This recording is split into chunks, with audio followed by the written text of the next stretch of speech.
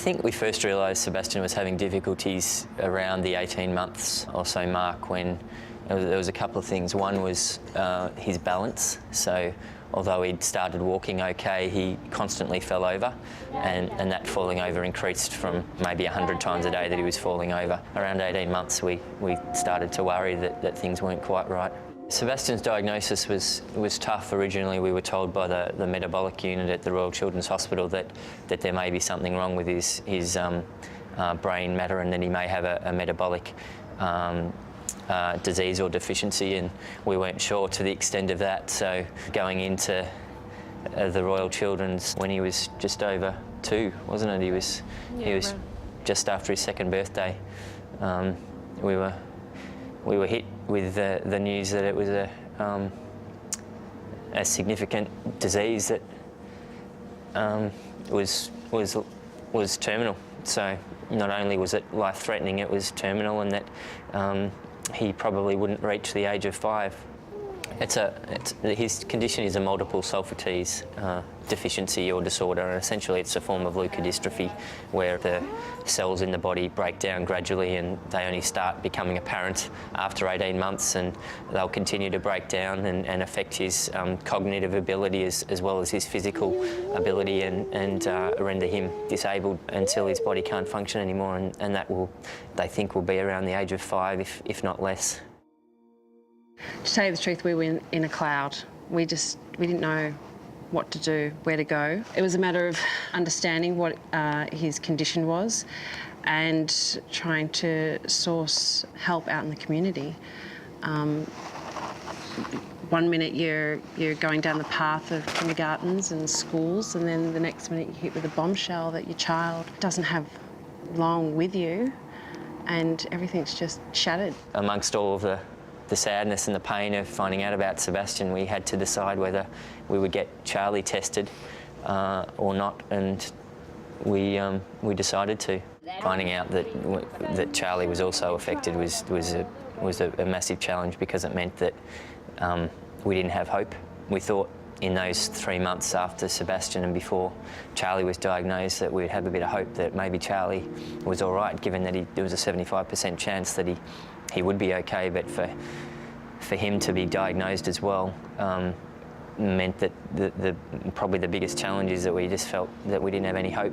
Coping is about creating memories, trying to create as many memories as we can, trying to enjoy the boys every single day. We've just got to do whatever we can to love them, enjoy them, make sure they're happy, which is the most important thing in our lives, is to make sure they're happy. Huge. We've got a very strong, supportive family and friends, but they can only help so much. Anyhow, we strongly encouraged, weren't we, we were here and to visit you guys at Very Special Kids.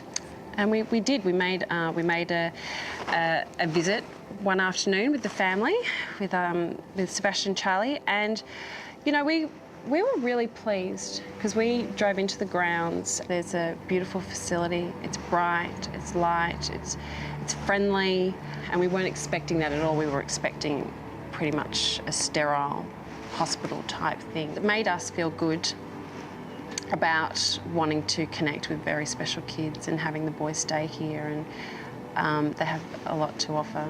We walked away thinking, you know, that could be a place that we'd feel comfortable leaving our boys, even though we're incredibly protective of them, and I don't think anyone can do as good a job as we can. Obviously, we walked away feeling that it could be a good place, and it's proven to have been. And we do think about what we're going to need at the end of life.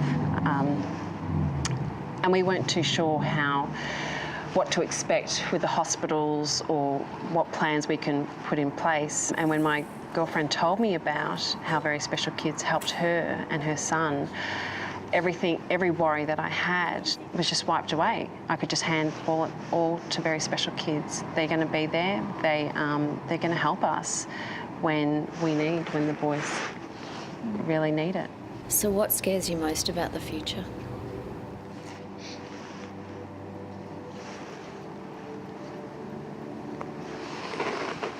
Losing our boys.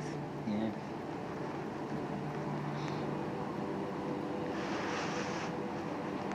it's inevitable, unfortunately. We know that we're going to have to go through some really tough times with both of them, and we're going to lose both of them. They're beautiful, beautiful boys. They're very happy. We give them a lot of love and a lot of attention, but it doesn't matter what we do. They're going to go. That's what scares us the most. Some people are blessed with healthy kids and some aren't.